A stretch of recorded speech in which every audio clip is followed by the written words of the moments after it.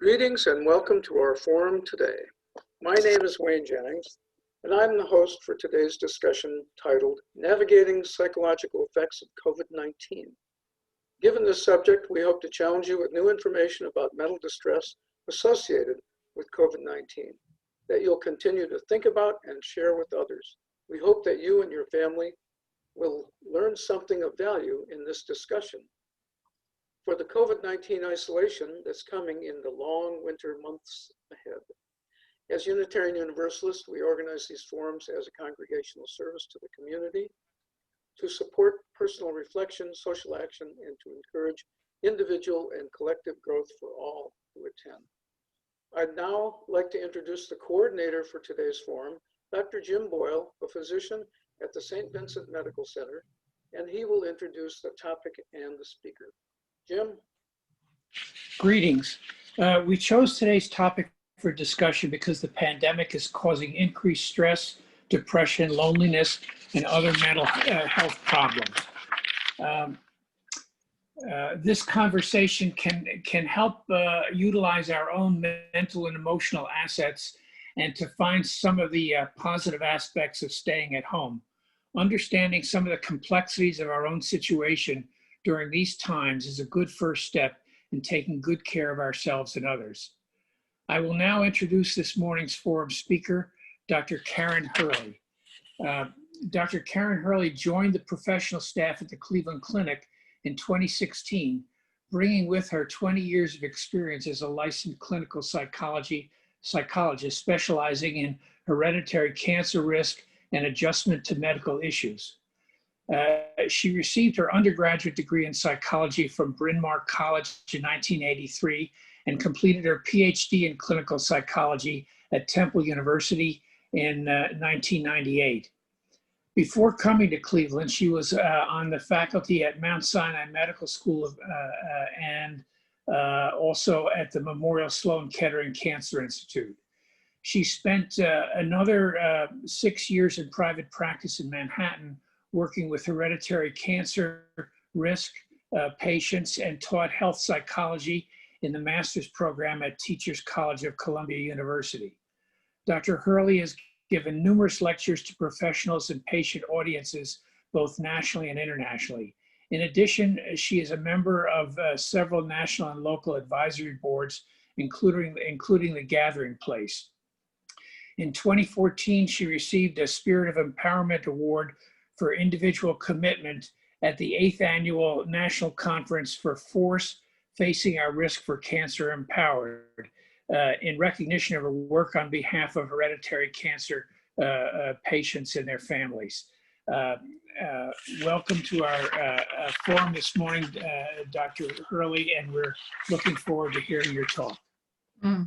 Well, thank you so much for having me. I really appreciated this invitation and appreciate the chance to, to talk to you all, as we do this gear shift into the winter months and what that's going to be like for all of us.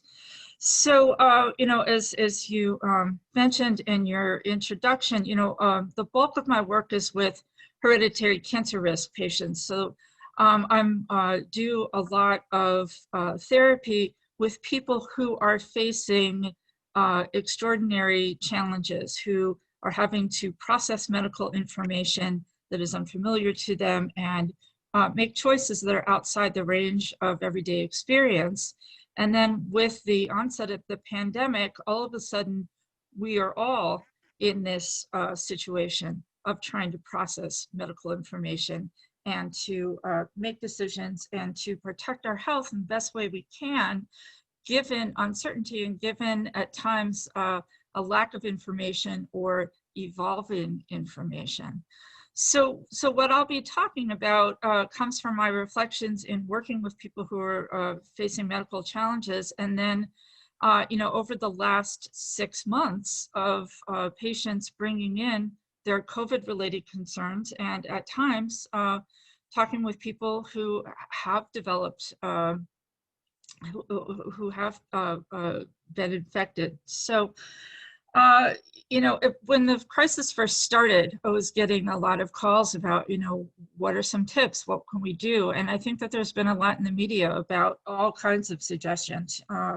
You see people using their ingenuity to start, figure out how to do yoga classes online to help people de-stress, how to alter our routines, how to work from home.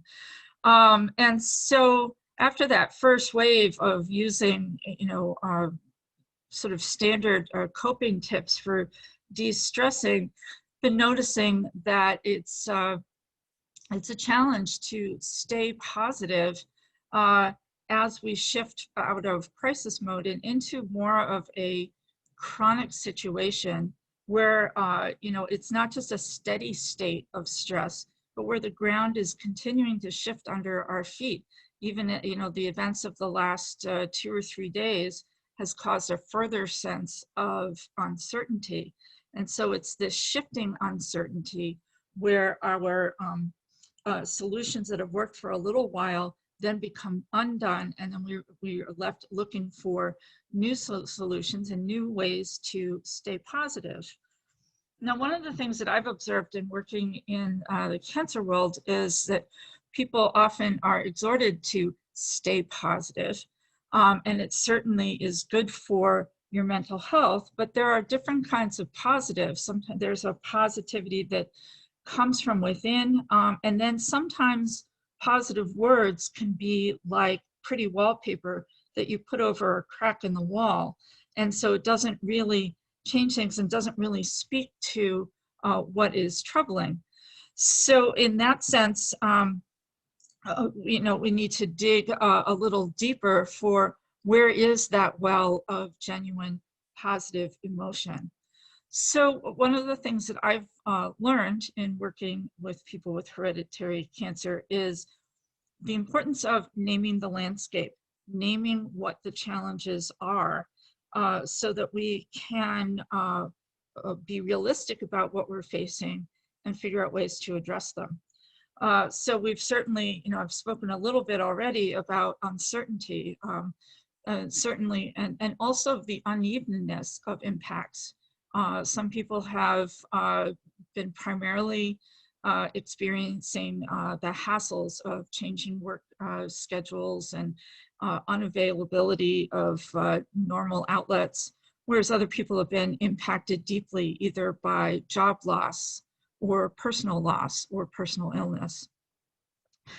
We've also learned a lot about the unevenness of impact, that it follows unevenness of privilege in our social structures. So it has widened gaps in health disparities that have already been there. So in naming these issues, this in some ways helps us put things into a perspective where things are neither bigger nor smaller than they are. And this is really important because when things are bigger than they are, that's when we have worries that spiral out of control. That's when we start catastrophizing, and those are those kinds of thoughts where you're thinking about what's the worst that can happen and staying focused and fixated on that your mood follows along, and that's a short straight line to anxiety and depression. On the other hand, when minimizing things means not validating very real emotions that come up, particularly emotions of loss. If we think about all the young people right now who are out there who are trying to start their lives and lost opportunities for growth, lost opportunities to get launched and develop themselves. So there are real sources of grief out there that we don't want to underplay as we're trying to cope and move forward. So being able to find that sweet spot where things are neither bigger nor smaller than they are, then helps us move into thinking about what can and cannot be changed, right? So looking for the things that we need to accept and looking for actions that we can take to improve our situation and improve our mental health. So what I've been noticing in trying and in paying attention to this process of trying to find that neither bigger nor smaller spot, is that as the weeks have stretched into months, it's almost like this, as I'm talking to people, it's like this gray, very fine dust or silt that seems to cover everything. It's like just a flattening that's happening that I can see in people, even people who are doing pretty well. It's just like it's like a soot that has coated everything. And in trying to speak to that in the therapy room, I'm finding that the standard coping strategies are not really touching this aspect of things in a way that I would expect them to. So in digging a little bit deeper, I was thinking more about, what is it that we are missing as we are engaged in social isolation. And obviously, one of the things that we're missing is touch. And people have certainly written about that, spoken about that being online, in this way, and, staying in touch with loved ones like this, is that we're missing hugs, we're missing touch, and that we are mammals. We are social creatures who need this aspect, who need this physical connection as part of our psychological well-being. And that is certainly true. But then I started noticing something else as I'm doing psychotherapy online and finding it, it's satisfactory in many respects, but what are we missing? And I realized another thing that we're missing is a sense of smell. That we are, by not smelling each other, is that we're also missing subtle emotional cues that bond us to other people. If you think back for a moment to a loved one, maybe you can think of a relative or someone, and call to mind, is there a scent that you associate with them, right? And allow that to kind of fill your imagination, and it starts to bring back memories, right? It starts to connect to your sense of that person and who they are to you. And there is actually research about the contributions of smell to our emotional experience. So, for example, it will stimulate the hormones of oxytocin, which is part of social bonding. And it's a foundation of our sense of what we in psychology call felt security, the inner experience of well-being, that you are secure within a social network. You are bonded, you're loved, and you have a sense of a secure base from which you can move out and explore the world. So without this sense of smell, without this process being stimulated, it turns out that smells are part of what help us keep physiologic regulation. You may remember experiments that were done a few decades ago about people who would be in cave. You put someone in a cave, they don't have the natural cues of light and dark, and that their bodies actually dysregulate because they don't have that regular input of changes in light. So that's known as a Zeitgeber, which is such a great word, a time giver, a way to reset the body. So the body resets according to light cues, but we also reset according to cues of smell and touch that also help us regulate our stress responses. So that is part of the reason that being online does not feel that satisfactory, because we're missing those emotional overtones. If we look at how parts of the brain, that the olfactory bulb has connections into our memory center and our memory center and emotion centers, sort of the older structures that are deep in the center of the brain. And these get stimulated and get and there's almost like a parallel information processing that happens between the olfactory pathways and the visual pathways. And without regular coordination of the two, without getting stimulation in those parallel processes, we're getting the visual stimulation, but not the olfactory, not the smell, then there's a cognitive drift that happens. And so that sense of flatness to the experience of being online makes perfect sense. It's almost like we are seeing each other in 2 dimensions, not 3, in more ways than 1. So when attachment processes get disrupted, when that physiologic dysregulation starts to happen because we haven't had those nurturing zeitgebers that help us reset our sense of security. What researchers observe is a pattern of restlessness, sleeplessness, and general dysphoria, which sounds pretty much like what I was trying to describe with the gray dust.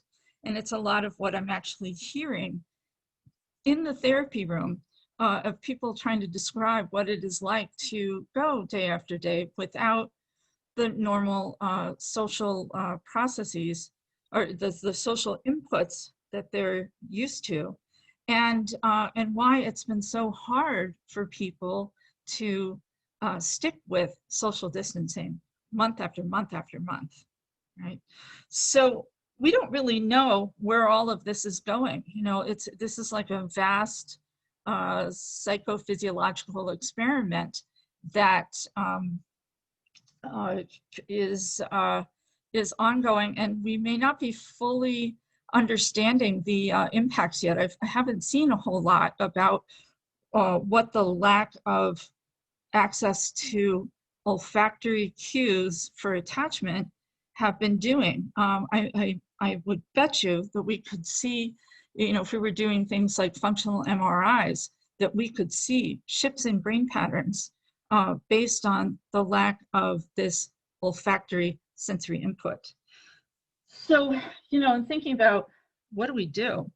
You know, I thought of an experiment, but, you know, I can't even recommend it because I have no idea.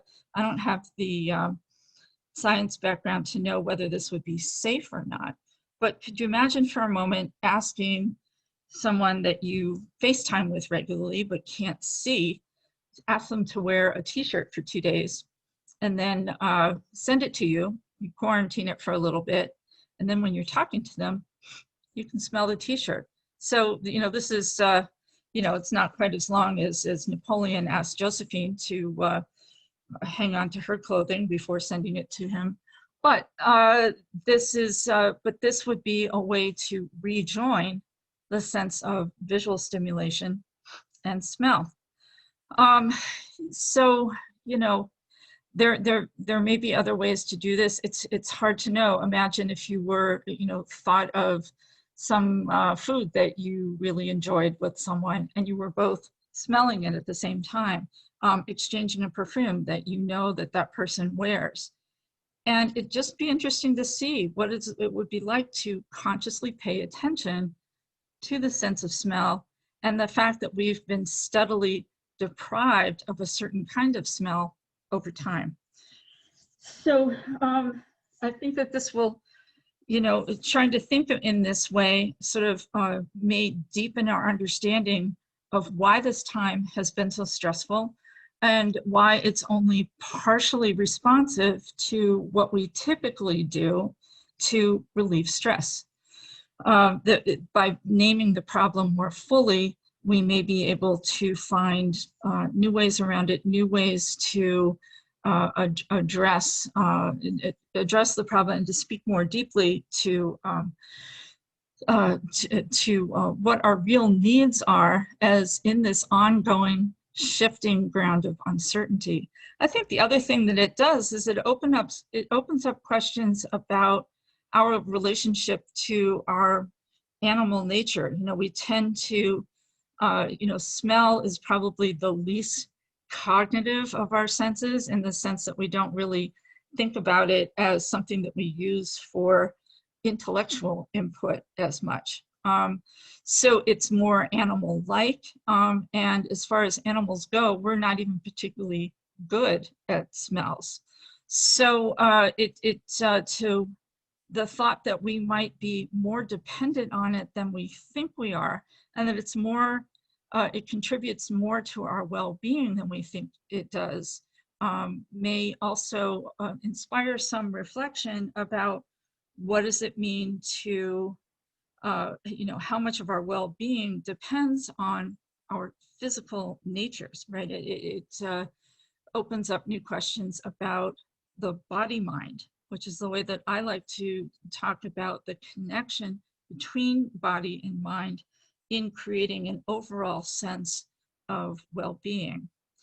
So, as we open up these new, pathways of thinking, trying to address a little more deeply the situation that we're in, this can help us shift from what we can't do, which is quite a lot right now. There are lots of ways in which we are limited in our movements day to day, in what we're able to do, and start shifting from can't to can. And that shift is something that is one of the foundational aspects of resilience. Resilience is a word that, like thinking positive, we like to think of ourselves as resilient. It's a popular word in terms of dealing with chronic stress. But we sometimes think of resilience as some kind of sort of magical quality or innate quality that you call on. Whereas it's something that we create. It's something that our bodies naturally do in response to external stressors. So for example, if you think about how when you cut your finger, almost right away we have processes to address that. The blood starts to clot. The skin forms over, and within a week or so, you can't even tell that the cut ever happened. Our bodies just know how to do that. There's nothing that we have to, do to make that happen. It's inherent. So similarly, our brains are able to make shifts in focus. So if you've ever seen those Gestalt figures, you've seen a figure that, you look at it and it looks like a vase, and then you keep looking at it and then it looks like two faces looking at each other. Or you've seen the one where it looks like an old woman. If you keep looking at it, it looks like a young woman with a hat. So that's something our brains just naturally do, shift from one to another. So that shift from can't to can is something that we're all able to do. We don't have to, it's something that you don't really teach, but it's part of our natural inheritance. And so being able to do this is one of the ways of generating that sense of positive feeling and a sense of hope. If you think about, once you're, if you're thinking about what you can't do, your thoughts quite naturally go to feeling depressed, feeling discouraged. Once you make that shift to what I can do, then that opens up new possibilities. Sometimes when I'm talking to patient groups about the nature of resilience, I talk about Matisse.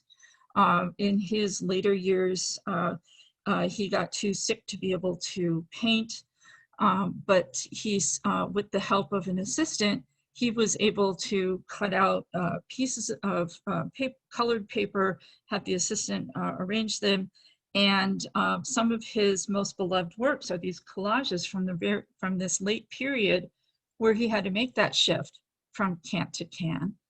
And so this is what we're being challenged to do. We have these innate abilities that are available to us to help ourselves. But there's also that uncertainty, is that I can never say for any given person when that shift will happen, right? We can set the conditions, create fertile ground, so to speak, for this to happen. But that is part of faith in a way, just knowing that it does happen and that it will come, but just not having control over that process of when it comes to us. So I think I see that some questions are starting to pop up. So I'm going to stop there, and would love to hear your feedback, your questions, and to open up some dialogue about some of the issues that I've raised for you today.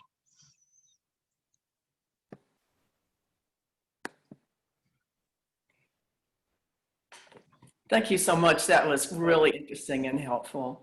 Oh, good. Really glad. Thank you. Laura, before we start,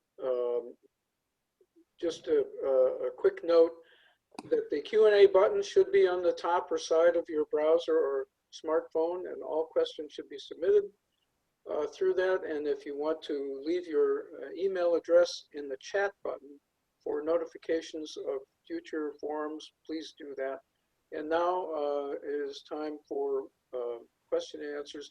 Laura Imbornoni will be our question and answer fielder.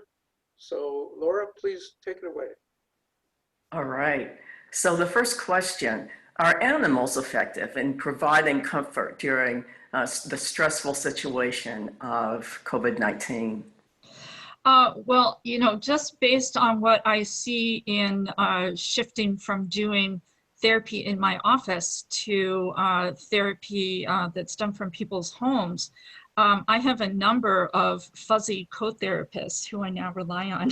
You know, you know, I have done more than one session where, you know, a cat crawls up onto someone's chest and they're stroking them, you know, during a difficult discussion. So I would just say anecdotally, absolutely, right? And I think, you know, that, you know, we know that having pets is a stress reducer, but, you know, I think with this, you know, emphasis on our mammalian natures, it may add a dimension, right, of comfort that we hadn't thought about before. So I just want to say another thing, another shift I've had to make because I'm no longer in my own office and can't set the conditions. You know, when I have a patient who's crying, we now have virtual tissues, right? Right. But this gesture of saying, you know, here, you know, I found to be important to kind of, again, create that sense of, you know, trying to recreate you know, an interaction that we would normally be having. Yes, there's a couple of questions about how different people in our society are coping. So one of them has to do with the health disparities that we've all been more aware of during COVID-19. And the question is, are coping strategies different in lower income neighborhoods as opposed to higher income neighborhoods? Yeah, it's a thoughtful question, and there's multiple, you know, ways to look at this. There certainly are, you can think about access to resources as one way that the disparity shows out. For example, someone who's trying to work a you know, a low-paying job with a variable schedule may not be able to take advantage of the online yoga classes, right, to help them de-stress. They may not have access to a safe place to go out and take a walk, right, to relieve the sense of, you know, being cooped up, not having enough external stimulation. So having access to, you know, good foods that keep, you know, your body healthy. So there's certainly that. And then there's also a different level of stressors that affect people who are either from ethnic minorities and or low income that add to the stress load, often in ways that are invisible to people of, you know, higher SES or who are white and who may not, you know, recognize some of the stressful interactions that a person of color might have from day to day, right? So both of these factors are working in tandem. That said, I don't think the coping strategies are different per se. Coping is coping. We all share the same type of nervous system, the same risk factors of isolation, catastrophic thinking apply up and down the scale and across ethnicities and cultures. However, there may be unique strengths. For example, family, the importance of religion and faith. These may be coping assets that people draw on heavily at this time. So there was also a question about the difference between support systems for men and women. Do men and women cope in a different way? What are some ways that men can improve their situation? What are some ways that women can improve their situation? Okay. And so, I don't want to go too deeply into the, women are from Venus, men are from Mars, kind of situation. But that said, there are some sort of rough generalizations that we see, and I certainly do see them playing out in the therapy room to a certain extent. One of the things about medical stressors is, I think of them, they come along and they're the earthquake that shakes the building, so that anything that's already strong stays standing, but anything that's weak or not functional falls down. And so all of our support systems and ways of coping have gotten this big jolt with, multiple aftershocks. And so it is challenging people's supports, to the extent of, what have you been kind of limping along with, or, sort of getting by more or less, but now under these stronger challenges of, job losses, personal losses, fear, all these different things, what's happening in that respect. So one thing I like to do with people is, when we talk about their support systems, I said, you have at least one person whom you can talk to without who doesn't judge you, right? Who won't offer extraneous advice, but just really takes in and validates you. And that's true for both men and women, but that gets organized a little bit differently. Men are less likely to have like a large network of friends from whom they can, choose. They more often will rely on a main partner as, that person. So if there is stress in the home, especially, if they're cooped up together or they're experiencing economic stress, that could definitely put stress on their main coping strategy. For women, what I run into more often is women who are nurturers, givers, helpers. They're the rock that everyone else comes to. They put other people first. And so that's fine under normal circumstances. When they're experiencing personal stress, whether it's a medical crisis or something else, is that they don't feel comfortable reversing the role. And so even though the support is available to them, it looks like they have a lot of supports, they may not be using them in the same way. We call that social constraint. And social constraint is a risk factor for anxiety and depression in the long run. So the formula is the same for both people, is to have someone that you can confide in, but how you get there does seem to play out in different ways by gender. What are good ways for us to live together in a household when we are kind of cooped up? So be it family or friends living together or a couple living together, what are ways we can relate in the most positive? Yeah, no, it's a good question. And I think it means being more explicit about expectations and requests for help, like about your own needs, being able to figure out when do you need time alone.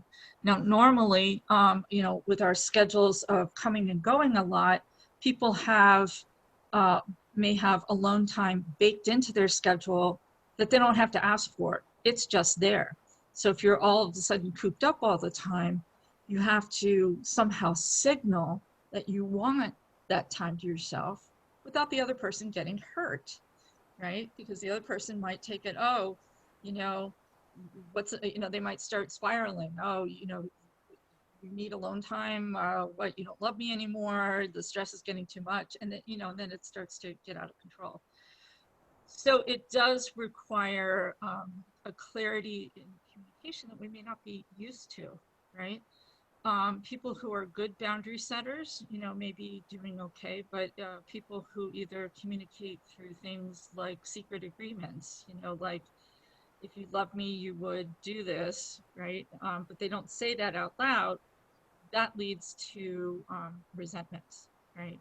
So it does, it's easy to say, but it's hard to do. So if someone is habitually not used to identifying where their boundaries are and articulating them, that's a new skill that you've got to get on board kind of in a hurry right now, right? And so we're all being challenged to do that more than we used to. When should you really get the support of a professional given your situation? What are some of the key indicators? Yeah, it's another really good question. So it's normal to be sad or angry or anxious sometimes. I would say it's that if you have moods that persist for longer than a few hours, being really flooded with sadness, having anxiety or anger that you can't shake. It's you feeling friction in your relationships that won't go away, feeling very numb and like you don't care anymore, not being able to sleep because sleep is so critical to being able to refresh and recharge, having memories come back from the past that are being stimulated in some way, because traumas tend to layer on top of one another, so that almost like a current stressor can activate echoes from prior traumas. And so even that you think, why am I thinking about that? That was so long ago. It's like in our psyches, all of these are contemporaneous. And so it can feel a traumatic feeling can feel out of proportion. So any of those might be indications for professional help. Several participants have come up with some coping mechanisms, and we'd like your opinion. So one of them is, can the loss of experience of smell be helped by eating together in a socially distanced way? This is kind of virgin territory in a way. I would think that anything that sort of stimulated the sense of smell might help us recapture that multi-dimensional world that we live in. So yeah, and so it's one of the recommendations that we've been following is that people not share food. It's like you bring your own food to social gatherings and stuff. And so I think that has been more disruptive than we might even think. So yeah, but I like the way that thinking is going, are what are collective experiences of smell that are still possible given the ongoing requirements for social distancing. So, one of the things I love being about being a psychologist is seeing people's creativity, ferment in this way. What about aromatherapy? I think it's a fabulous idea, right? I think that's another thing that could really help. And in fact, sometimes when I'm working with somebody and they have some kind of a good or a positive experience, especially if this is a person who routinely does not accept good feedback, right? Who doesn't process it well, and then we have a little success and they're feeling, a little more positive than usual. I say, imagine that this experience had a smell to it, like a really beautiful flower that you could inhale and just allow that to travel into your being. And so I've actually started using metaphors of smell to help with emotional processing. So how do our genetics shape our ability to cope with difficulty and stress? Another really good question. So there are aspects of distress that are heritable. For example, you can see that the tendency to acquire anxiety disorders is in some ways inherited. I worked on a study once where we were looking at people who had phobias, and you could see families where several people had strong phobias, but no two people in the family had the same phobia. For one, it might be airplanes. For another, it might be heights. Another was blood and needles. But they all had that kind of the type of nervous system that would be imprinted by fear and that would result in a phobia.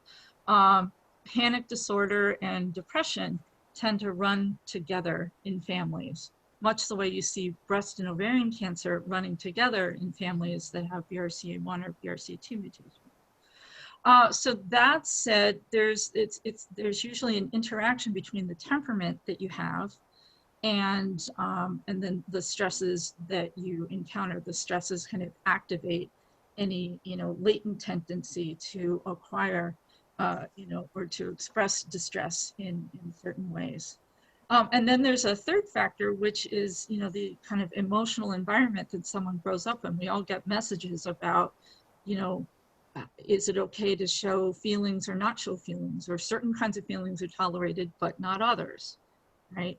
So that also plays a factor, and that comes out more strongly in situations of stress when people are, experiencing greater levels of stress. In your opinion, is the media increasing the level of stress concerning COVID-19 for the public? Yeah, that's a hard one because, obviously, we have a need to know, right? Because the science is changing, because our understanding is evolving.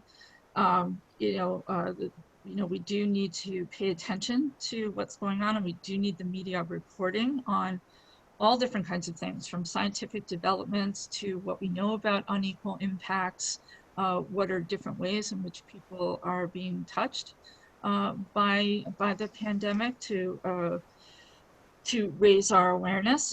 But at the same time, it can definitely lead to overload and overstimulation. So I talk to patients about practicing information hygiene, which is basically, thinking about, if you're going to go online and look at the news, to think about, what's your question? What do you need to know, right? And then once you've got that answered, back away from the computer, right? Back away from the news sources. So being able to self-regulate in a sense is to be able to disengage before getting too overloaded by other people's anxieties. So concerning computers, social media, Zoom meetings, all of those things, are some people actually thriving in this environment? And can social media, Zoom meetings and such be helpful during this time? Yeah, and I think so, and I was talking about, a potential downside of it is that it's essentially we're partially sense blind by relying on Zoom meetings. At the same time, I, was trying to imagine what this crisis would have been like even 5 years ago, without this online platform technology.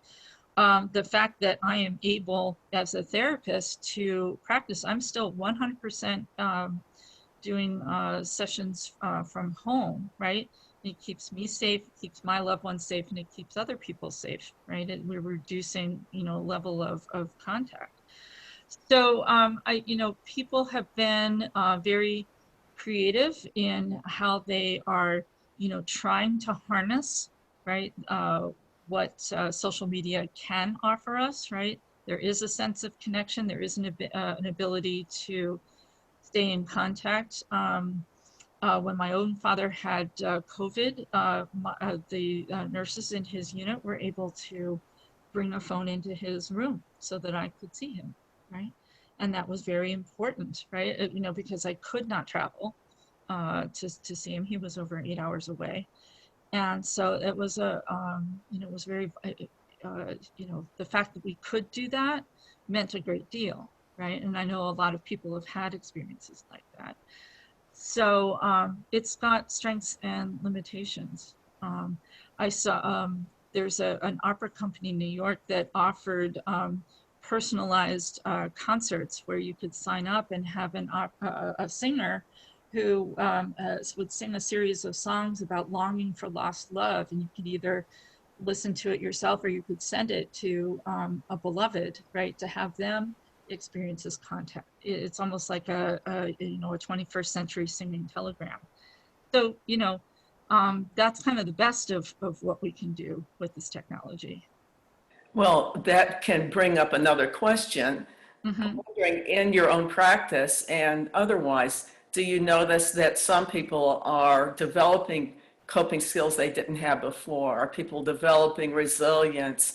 Are they becoming creative in the way they weren't before? Mm-hmm. What are some Absolutely. positive things that have? Yeah, that's right. And that's what I was talking about, in terms of resilience, is that as one by one, as people do shift into that, what can't I do to what can I do, they come up with things that are pretty surprising. In fact, one of the ways that I can tell that someone is getting better is that they do surprise me. They bring up things that we haven't talked about that they just spontaneously developed an interest in or began doing more.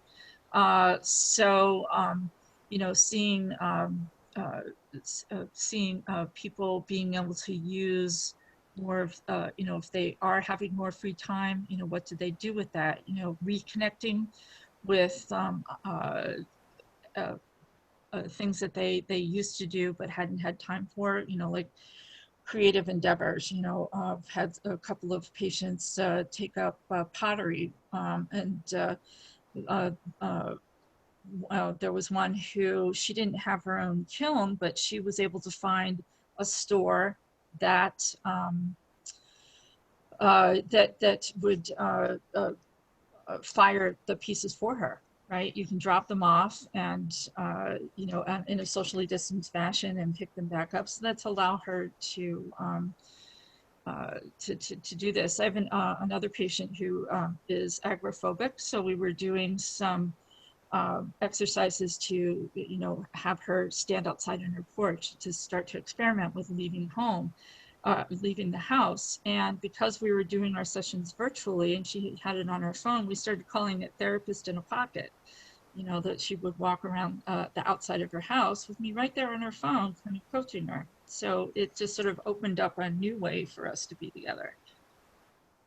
If you look ahead to Mm-hmm. a time when we have a vaccine, when we have better treatments that are available to everyone, and we're transitioning out of this Mm-hmm. isolation, what do you anticipate as challenges or opportunities in that transition? Mm-hmm. So I think some of the challenges, I'll start there, is that we'll be reemerging into a changed landscape.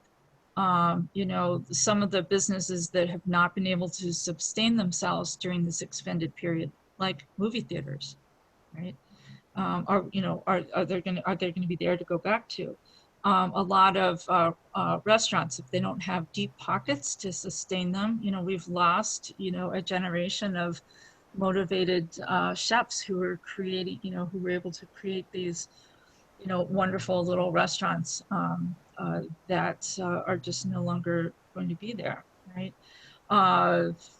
Theater companies, arts of all types, are they going to be there, and in what ways will that change? I think the other thing is that now our eyes are opened. This is not the only pandemic that we're going to ever experience in history. We've now had one, right? It could happen again. And so that's also a sense of a change that it's like an innocence that's been taken away. It's a vulnerability that's been exposed, right? And it doesn't it sort of stretches the mind in a way that it doesn't stretch back.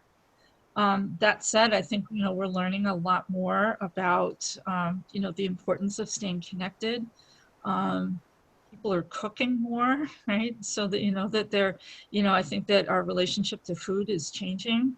And we're also, in an unfortunate way, but in a way that had to happen, there's no way to do this without being painful, is that we are having our eyes open to social inequities in new ways that we cannot turn away from.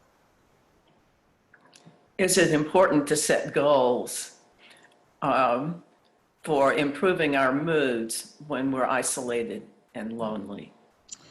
Yeah, so I think that I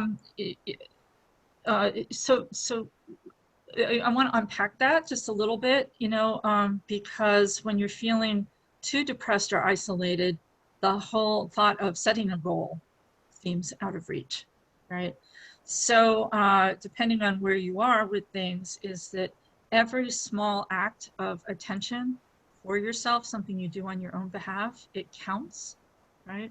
So sometimes it's not like, some big program of, okay, I'm going to get up every morning and I'm going to meditate, right? That might be too much pressure. It might be too big. So with when people are feeling low, one of the phrases I like to use is, if you can't do a lot, do a little, right? So say you've got it, you've been feeling really blah for a few days, the sink is piled up with dishes, and you can't, and it just looks too overwhelming. You say, okay, can I do 2 mugs and a couple of forks? You wash those, you're already there. You do a few more. You may not do the whole sink, but you've made a dent in it. And that gives you a little bit of a boost, a little bit of energy that then, that you can then carry over into the next activity. So I think it's more, goals are good, but I think that, if you start, if it sets you up to beat yourself up about not meeting them, it's better to look at more just what's going to get you activated. As best I can tell, we've covered the questions in one way or another. I wonder if you have any last words that you'd like to say to us today. Basically just, just thank you, right? I think this is, this forum that you're offering is really important. And this is an example of being creative, that we're finding ways to stay connected and share information and to care for each other in a difficult time. So I appreciate you asking me to be here today. We really appreciate all of the information you've given us and your experience. All right, thank you.